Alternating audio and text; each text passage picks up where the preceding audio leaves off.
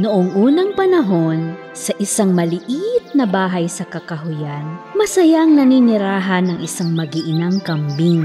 Ang kukyut ng mga munting kambing na para silang mga laruan.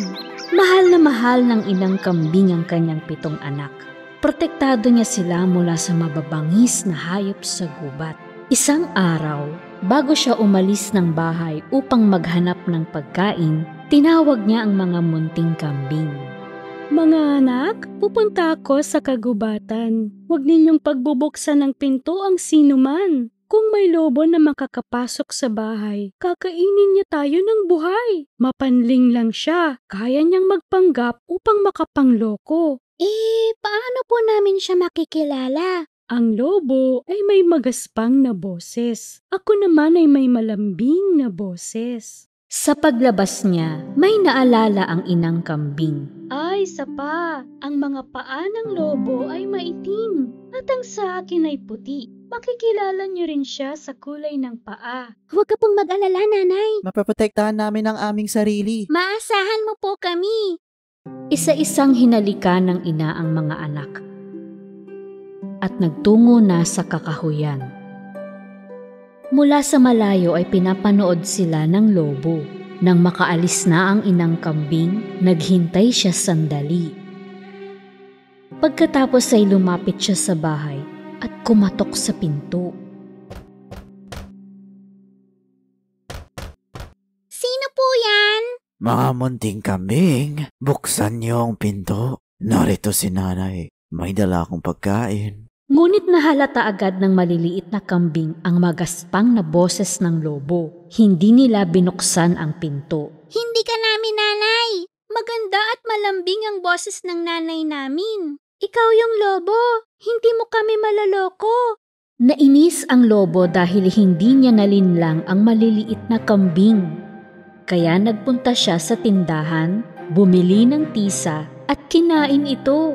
Medyo lumambot ang boses niya, kaya bumalik siya sa maliit na bahay at kumatok sa pinto uli. Sa pagkakataong ito, nakipag-usap ang lobo ng may banayad na boses. Mga anak, buksan niyo ang pinto. Narito si nanay. May dala akong pagkain mula sa kagubatan. Nang marinig ang malambing na boses, naisip nila na baka ito na ang kanilang nanay.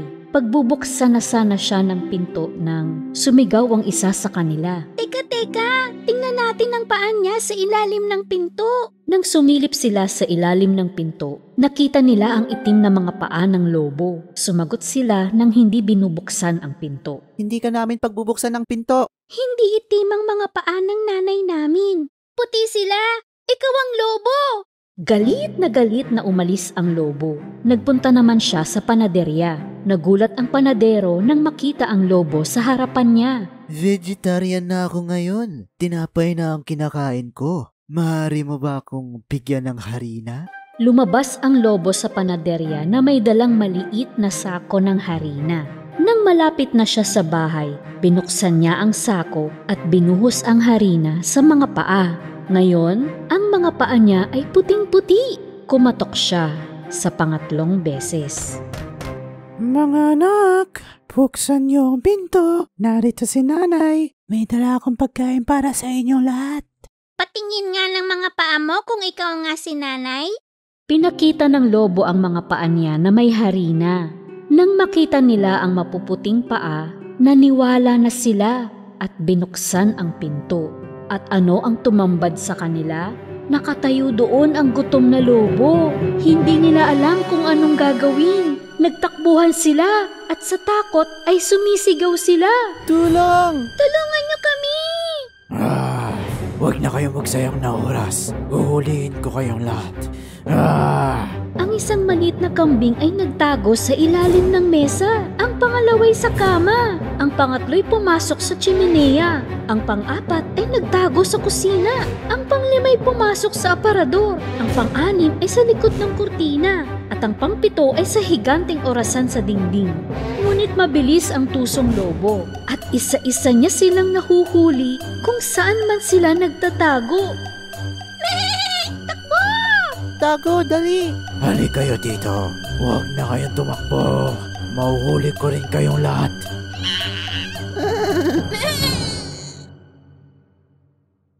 Busog na siya kaya sumuko na siya sa paghahanap at lumabas na. Ang isa na hindi niya natagpuan ay ang nagtatago sa orasan. Doon sa malaking bakuran na hindi masyadong malayo sa maliit na bahay, nahiga ang lobo sa ilalim ng isang puno. At nakatulog siya. Naghihilik pa.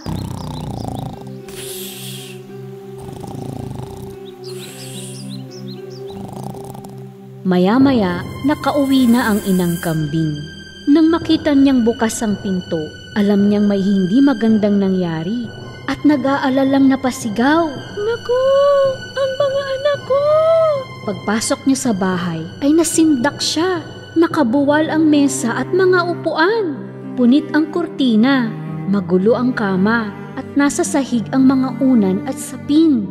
Hinanap niya ang maliliit na kambing, ngunit wala sila kahit saan. Tinawag niya ang mga pangalan nila, ngunit walang sumagot. Sa wakas nang tawagin niya ang huling pangalan, saka lang siya nakarinig ng munting tinig. Nasa loob ako ng orasan ni Lola, Mami.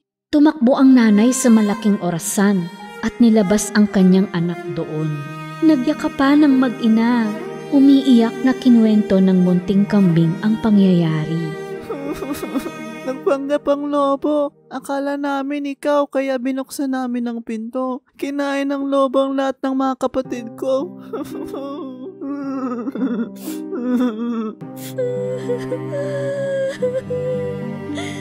Labis na nagdalamhati ang inang kambing sa sinapit ng mga anak. Kasama ang nag-iisang natirang anak, lumabas sila ng bahay. At doon sa bakuran na pinwestohan ng lobo, nakita nila ito na tulog sa ilalim ng puno. Sa lakas ng hilik niya ay gumagalaw pati ang mga sanga ng puno. Saglit na pinagmasdan ng inang kambing ang lobo. Napansin niya na sa loob ng tiyan nito ay may kung anong gumagalaw. Mahabaging Diyos! Buhay pa kaya ang mga anak ko sa tiyan niya? Nakaisip siya ng plano at inutusan ang bunsong anak. Tumakbo ka sa bahay at kunin mo ang karayom, sinulid at gunting. At kasabay nun ay nangolekta naman ng ina ng 6 na malalaking bato sa paligid. Pagbalik ng maliit na kambing, ginamit ng inang kambing ang malaking gunting upang hiwain ang tiyan ng lobo. Nakita niya agad ang isa sa kanyang mga anak at paisa-isang naglabasa ng mga maliliit na kambing. Lahat sila ay buhay at malusog. Tuwang-tuwa ang inang kambing. Niyakap ng mga munting kambing ang inang sumagip sa kanila. Nanay! Nanay! Nanay, mahal ka namin! Mahal ka namin! Lahat sila ay puno ng kagalakan. Aking mga munting kambing, ligtas na kayo. Maingat na nilagay ng inang kambing ang tinipong mga bato sa loob ng lobo. Pagkatapos ay tinahini ang tiyan nito gamit ang karayom at sinulid. Sobrang lalim ng pagkakatulog ng lobo na di niya ito nararamdaman. Ni hindi nga siya gumagalaw. Tahimik namang lumayo ang mag-iinang kambing. Nang magising ang lobo, saka lang niya naramdaman ang masakit na tiyan. Naisip niya na baka ito ay dahil sa napakaraming kambing na nakain niya. Nauuhaw siya, kaya pupunta siya sa ilog para uminom ng tubig. Habang naglalakad, nag-uumpugan ng mga bato. Ay, ang bigat ng tiyan ko. Para bang lahat ng kambing na nakain ko ay naging bato. Para makainom ng tubig, kailangan niyang lumuhod. Pero dahil sa sobrang bigat ng mga bato, nawalan siya ng balanse at nalaglag sa tubig. Tulungan niyo ako. Nalulunod ako. Tulong. Sumisigaw siya pero walang tumulong sa kanya. Hindi na niya nakayanan ang bigat ng mga bato, kaya lumubog siya sa malalim na ilog. Nang makita ng mag-iina ang nangyari, tumakbo sila sa ilog. Hindi na siya lumutang! Wala na ang lobo. Mabuti nga. Wala na tayong problema! Patay na ang lobo. Hawak-hawak ng kamay, nagsayawan sila at nagtalunan. Mula sa araw na yon, Masaya at tahimik na namuhay ang mag-iinang kambing sa kanilang maliit na bahay sa kakahuyan. Noong unang panahon, may 3 maliliit na baboy na naninirahan kasama ang kanilang ina sa isang munting bahay. Panahon na para umalis sila sa kanilang tahanan at matutong mabuhay ng mag-isa. Tinawag ng inang baboy ang 3 anak sa tabi niya. Mahal kong mga anak, panahon na para kayo ay magsarili. Magsimula kayo ng bagong buhay. Ngunit tandaan, anuman ang gagawin ninyo sa mundong ito, gawin ang pinakamahusay na makakaya nyo upang manatiling buhay. Medyo malungkot at may kaunting kaba, nagpaalam na ang 3 maliliit na baboy sa kanilang nanay at humayo na sila. Pagkaraan ng ilang sandali, natagpuan nila ang lupa kung saan maaari silang magtayo ng kanilang sariling tahanan. Ang bunsong baboy ay nagpasya na itayo ang kanyang bahay gamit ang dayami. Inisip niya na ito ang pinakamadali at pinakamabilis na paraan upang bumuo ng isang bahay. Sa paraang ito, marami siyang oras para makapaglaro. Natapos ng pinakabatang baboy ang kanyang bahay sa isang araw lang. Sumigaw siya sa mga kuya niya. Hoy mga kuya, tapos na ako! Tiningnan ng panganay na baboy ang bahay. Okay, ngunit hindi matibay ang bahay na to. Paano ka mapoprotekta nito mula sa mabangis na lobo? Hindi pinansin ng bunsong baboy ang sinabi ng kanyang kuya. Huwag kang mag-alala kuya, walang mangyayaring ganun. Okay, wag mong sabihin di kita binalaan ha. Nagpasya naman ang gitnang kapatid na gawing kahoy ang kanyang bahay. Mula sa mga sanga na kanyang nakolekta sa kakahuyan, ay nagpasya siyang magtayo ng isang maliit na bahay. Tumagal ng eksaktong 3 araw ang kanyang pagtatayo ng bahay. Lumapit ang panganay na baboy. Mahal kong kapatid, mahusay ang ginawa mo. Ngunit baka hindi ito matatag. Mapoprotektahan ka ba nito mula sa lobo? Sumagot ang gitnang kapatid. Huwag kang mag-alala kuya, ligtas ako sa bahay na to. Okay, wag mong sabihin di kita pinaalalahanan ha. Habang ang 2 maliit na baboy ay masaya sa kanilang bagong bahay, ang pinakamatanda sa kanila ay patuloy na nagtrabaho dahil nagtatayo siya ng bahay mula sa laryo at mga bato. Inisip ng mga nakababatang kapatid na sayang lang ang pagsisikap niya. Wala silang ginagawa kundi maglaro sa maghapon. Bakit ka pa magpapakahirap kung pwede ka naman mabilis makatapos kung magtatayo ka ng katulad sa amin? May kinakatakutan kasi siya eh. Hindi sila pinapakinggan ng panganay na baboy. Nagtrabaho siya ng isang buong linggo at natapos din niya ang bahay na gawa sa ladrilyo at bato. Pagkaraan ng ilang araw, may isang gutom na lobo na dumating. Tumayo muna siya sa harap ng bahay na dayami. Nagpapahinga ang bunsong baboy sa loob ng kanyang bahay kubo. Kumatok ang lobo sa pinto. Buksan ang pinto at papasukin ako. Kung hindi, hihipan ko ang bahay mo hanggang sa masira at makapasok ako. Hindi mo yan magagawa dahil matatag ang bahay ko. Kaya hinipan ng lobo ang bahay hanggang sa nawasak ito at lumipad. Mabilis namang nakatakas palayo ang baboy. Tumakbo siya papunta sa bahay ng gitnang kapatid na gawa sa mga sanga ng puno. Kumatok siya. Nang bumukas ang pinto, parang hinagis ng baboy ang sarili papasok sa loob ng bahay. Dali, isara mo ang pinto.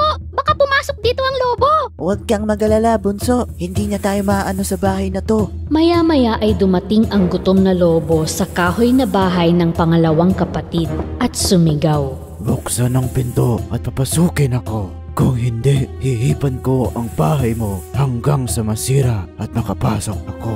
Hindi mo masisira ang bahay ko. Kaya hinipan ng lobo ang bahay hanggang sa bumagsak ito. Kumaripas ng takbo ang magkapatid na baboy papunta sa pangatlong bahay.